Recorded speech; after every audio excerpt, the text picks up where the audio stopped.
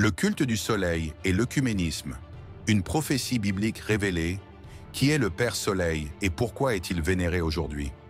Nous assistons aujourd'hui aux conséquences dévastatrices de l'œcuménisme du pape, mélangé au spiritualisme, dans l'émergence d'une religion mondiale unique.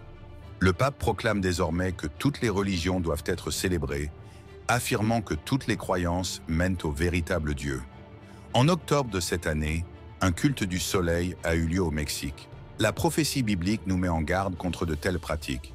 Dans Ézéchiel chapitre 8, verset 16, il est dit « Ils adoraient le soleil en direction de l'Orient ».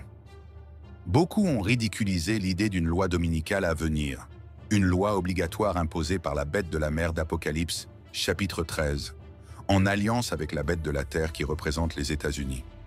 Lisons le verset 12.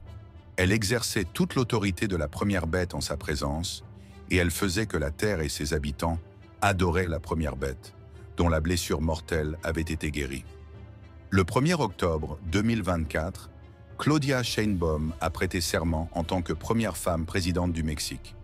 Lors de la cérémonie d'inauguration, sur la Plaza de la Constitution à Mexico, une invocation du dieu Soleil, appelé Père Soleil, a eu lieu.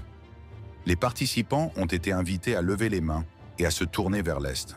Ce culte représente un retour aux pratiques païennes anciennes dont la Bible parle, des pratiques qui ont mené à la destruction de civilisations comme Babylone, Rome et Sodome.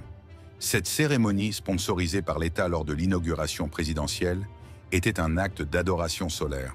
Ce retour au culte païen, accompagné d'invocations d'esprits démoniaques, constitue une forme de spiritualisme. Au lieu de préparer l'humanité pour le royaume de Dieu, ce mouvement tente de remodeler notre monde actuel à travers le culte de la nature, le mysticisme religieux et un environnementalisme extrême.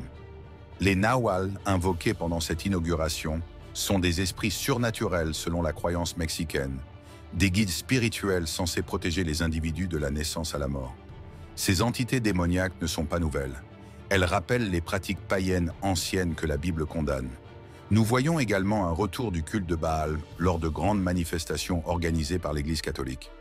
Lors de la Journée mondiale de la jeunesse, juste avant la messe du pape François, 1 500 000 personnes ont dansé et sauté au rythme de la musique électronique.